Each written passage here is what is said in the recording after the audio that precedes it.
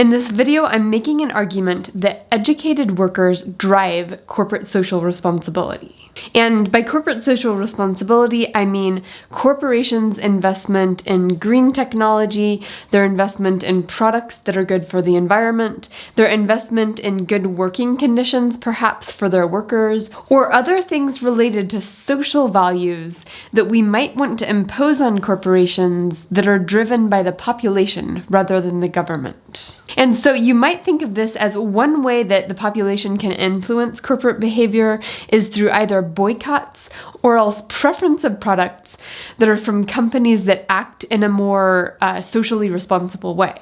And I'm making the argument here that it's probably not the consumers who are going to drive this behavior in firms. Rather, it's the workers who would like to work for a company that does good things for the world. And another way of saying this is that corporate social responsibility is driven by the supply side rather than the demand side. And I'm not the first person to make this argument. I'll link below to a podcast and some articles that also talk about this. But I'm going to explain this concept using a microeconomic model. So where am I going in this video? First, I'm going to set up a model, and this will allow us to think about each piece of the argument separately.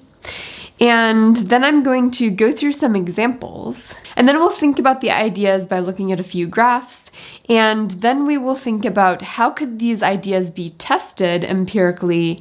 And finally, I'd like to give a little bit of encouragement to students getting an education that you can actually use your economic power to drive social responsibility among corporations. And then I'll talk about the risks that this poses. The educated workers are highly empowered by this mechanism, but that means uneducated workers don't have the same power. And if there isn't good communication between those two groups, then it's possible to disadvantage people who are already disadvantaged simply because the uneducated workers have less of a voice, and of course the actions of these large firms could potentially impact the less educated workers more than the more educated workers. So that's where I'm going in the video.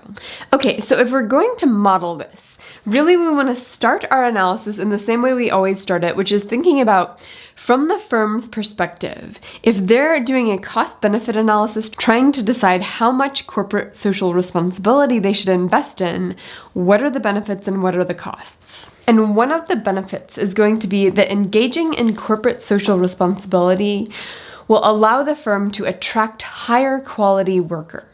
If you go to one of the top colleges and want to attract one of their best students, there's a high likelihood that those students want to work in a place where they're doing good for the world. And if you as a corporation can make the point that you're actually doing a lot of great things for the environment, great things for workers potentially, that's going to attract workers who don't just care about their income, but they care about having a positive impact. And you might think there's different types of workers. Some workers only care about the money. Some workers care a lot about doing good to the world. Some workers might like to care about this stuff, but they have a low enough wage that they can't really afford to let this be a part of their selection process in terms of which company they choose to work for.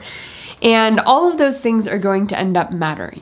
And of course, when we talk about higher quality workers, this isn't about the cost of the product. This is about the quality of the product, which then translates into demand for the company's product. So here we're thinking about the top engineers, the top software designers, the top artists, all of those things, the top writers. These are people whose input into the production of the quality makes a difference for the product.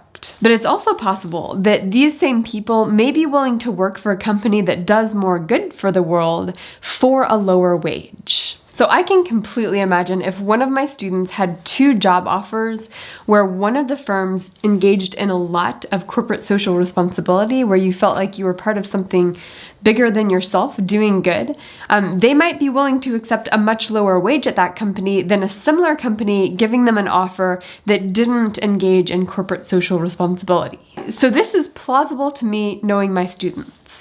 Another possible benefit of corporate social responsibility is that customers could actually research the company and prefer products products that are environmentally friendly or where the corporation engages in this kind of thing. And this is the sort of boycott, or whatever the opposite of boycott is. This is that argument. And I'm going to add one more that I actually don't think matters that much, but I'd like to put it in the model just to sort of show you how the modeling process works and how these analyses work. So it could be that some of your inputs are going to be cheaper if you engage in corporate social responsibility. Now, what would this depend on? This would depend on companies who are selling you inputs, like selling you robots and machines and sugar and all that stuff that goes into your products. If those companies said, well, if you're engaging in corporate social responsibility, we'll lower your prices for these inputs.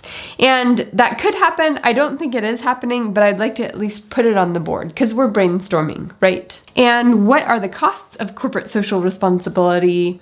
Well, I'd like to keep this simple, so I'm going to just let this be directly the money you invest in corporate social responsibility. So let me set up a model that builds in these concepts. Here's the model, and we simply have corporate social responsibility as the choice variable, and it's a profit maximization objective function. This company doesn't really care about corporate social responsibility. It's simply investing in this because workers and consumers are demanding it. So we've got revenue minus various costs, where revenue is a function of two things. It's a function of the quality of the product and the goodwill that the consumer perceives the company doing through corporate social responsibility. And of course, the quality of the product depends on the talent pool of people that you attract as workers, and that depends on corporate social responsibility. So that's our revenue function. Our cost function, we've got wages that you have to pay as a function of corporate social responsibility. And this is what's going to go down if workers are willing to accept lower wages to work for companies doing good in the world. And we simply subtract the investment dollars that we make in corporate social responsibility. And I've added this other component to the model, input costs as a function of corporate social responsibility. I added this because I'm trying to make a point about how you work with models. Sometimes when you're brainstorming, you put a bunch of things in your model, and once you sit down to actually think about the elasticities involved, you realize this doesn't really make a difference in the model one way or another. So one way that I figured out that this piece doesn't need to be in the model is I thought, okay, what is the elasticity of input prices with respect to corporate social responsibility? How responsive are input prices to our investment in corporate responsibility? The fact that it's pretty much equal to zero, that companies selling us the input prices are not going to give us a discount just because we engage in corporate social responsibility, tells me that this piece doesn't matter, and therefore it can be eliminated from our model. So we have this model, and we want to think about how important is the talent pool and the wages relative to the consumer's preferences when it comes to driving corporate social responsibility. And my argument in this video, of course, is that these two factors matter a lot, and that highly educated workers are really going to be the ones most responsive in these two areas, whereas consumers don't really spend that much time researching the products they buy. In fact, for most things they buy, they'll buy the highest quality product or the lowest price product. Now, this might be different for cars, for example, because that's something you spend a lot of time researching before you buy. So it could be that consumer demand is going to play a bigger role in some industries, such as car industries, and probably that's going to be in industries where the consumer spends more time researching the products before they buy them. But if your good is something like tea or peanut butter or lots of different products that people just buy quickly, the consumer is not going to be researching that much at all. In which case, for those companies, it'll be driven much more by the workers, the supply side. So to think about this more carefully and to build our argument, we might want to think about which elasticities are the largest in magnitude, or which of these are most responsive to corporate social responsibility. And I'm actually going to argue that this set of causalities, the fact that corporate social responsibility improves your talent pool, which improves the product quality, which improves revenue, that all of these elasticities are really big.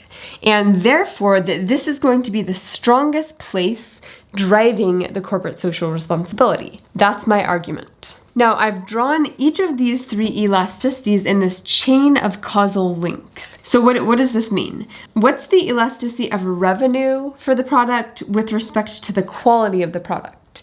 And of course, if the quality is 0, revenue is probably 0. Going from 0 to a decent quality is probably going to increase revenue quite a bit. But it's diminishing at the margin because if you have achieved a certain quality, sort of perhaps that's better than most products out there, then increasing the quality beyond that may not have as big of an effect as going from 0 to a little bit of quality. So diminishing marginal revenue with respect to the quality of the product. And the second piece here is how responsive is quality of the product to the talent pool. And of course, if your talent pool is 0, your quality is 0.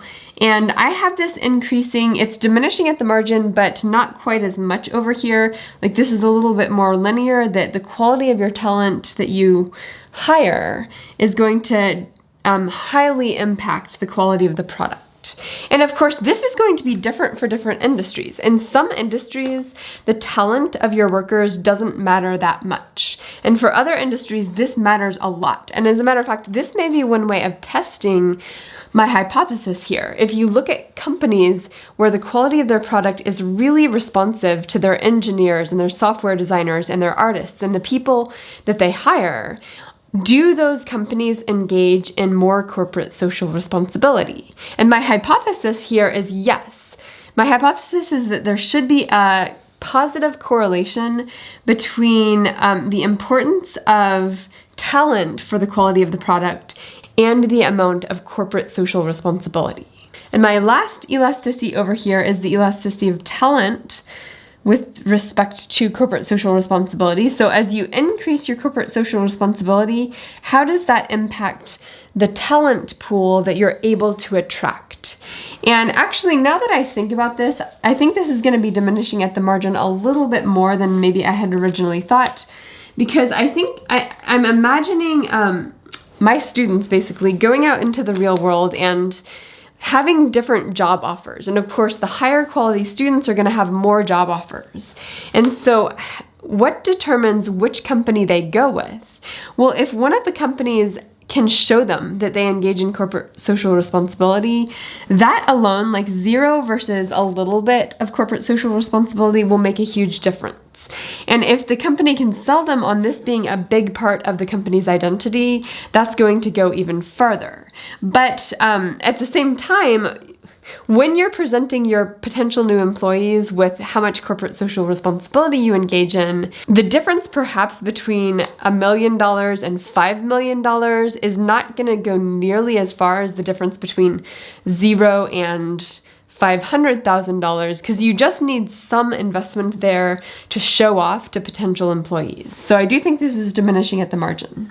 Now, so my argument has been that each of these elasticities is fairly large, and of course, when you follow the chain of elasticities outside of the model, you're going to be multiplying those elasticities. Large times large times large is going to give us a large effect of corporate social responsibility on revenue through the avenue of the talent they can hire and how that impacts quality of the product. Let me actually write out the elasticities I'm referring to just to be thorough. So I've just indicated that these elasticities are all positive and fairly large in magnitude. Now, of course, it depends on where you're starting from on the graph. If you're down here, that's a very high elasticity. If you're way out here and you've already invested $1 million, then maybe that elasticity is much lower. But we have some other chains of elasticities that might matter for this problem. And one of those, of course, is this elasticity here, the elasticity of consumer goodwill with respect to corporate social responsibility, and then following that causal chain out, the elasticity of revenue with respect to consumer goodwill perceived. And I'm basically arguing that this elasticity is fairly small and this elasticity is fairly small. So the next pair of graphs are the elasticity of revenue with respect to goodwill perceived by the customer. And the question is, if a customer knows that there's goodwill and knows there's a little goodwill or a medium amount of goodwill or a lot of goodwill, how much does that change their demand for the product? And here, the way I've drawn this graph, of course, if goodwill is 0, if they know that the company invests in no corporate social responsibility, they still may buy the product. So it doesn't start at 0, it starts pretty high up here. And how much does their demand for the product go up when they know that the company engages in goodwill and corporate social responsibility? Well, not very much. In fact, for a lot of types of products, this elasticity may be zero all around. Like if it's peanut butter, people buying peanut butter don't really care how environmentally friendly that corporation is. So it could be zero, could be maybe a little bit, but it's not going to be a large elasticity. And then this elasticity is the elasticity of goodwill perceived by the customer with respect to corporate social responsibility invested in by the company. And this one is either zero, perhaps, or maybe a little bit non-zero, because this relationship here depends on how much research do customers do about the company's practices before they buy the product. And if customers are not researching that, then this elasticity is zero. Now, I could do the same process for this one, and I would argue that there's some effect on wages. Like this elasticity, I think, is definitely bigger than this one, but not as important as this one. That's my hypothesis. I think this chain of elasticities is going to be where all of the action is at when it comes to corporate social responsibility. And we could test this by looking at which companies engage in corporate social responsibility. Is it companies where there's a strong relationship between the talent pool and the quality of their product? So these high-end companies, tech companies, automobile companies that need fancy engineers to design the new models of their cars. Is this highly correlated with corporate social responsibility in the real world? That would be one data test for this idea I'm giving. The other would be what % of the workforce in the companies is high skill. And if most of the workforce is low skilled workers, if that's the main input, and low skilled workers may not really be able to afford to respond heavily to corporate social responsibility by either accepting lower wages or working for a different company depending on that corporate social responsibility, then you would expect less investment in corporate social responsibility in firms whose workforces are mainly low-skilled workers. And conversely, in firms with mainly high-skilled workers, such as many of these tech companies, is there much more investment in corporate social responsibility? So my argument here could be tested empirically. Now, I will acknowledge that would only be correlational evidence. It wouldn't be perfect evidence, but certainly this idea could be disproven if any of those expectations went in the opposite direction. All right, so I wanted to say a little bit at the end here about hope and about worries I have about this phenomenon. The hope I have about this phenomenon is that this is really empowering to educated workers like my students. Knowing that you and the people you socialize with can actually make a difference in the world based on your economic power and the fact that companies really value your skills and your talent, and they're willing to act in ways that are more socially responsible in order to attract workers like you. That's really empowering and it feels really great. And this means that these groups of people can sort of come together and say, yes, we value the environment. Yes, we value living wages for low-skilled workers in these companies. Yes, we value these things. And that preference can actually have an impact.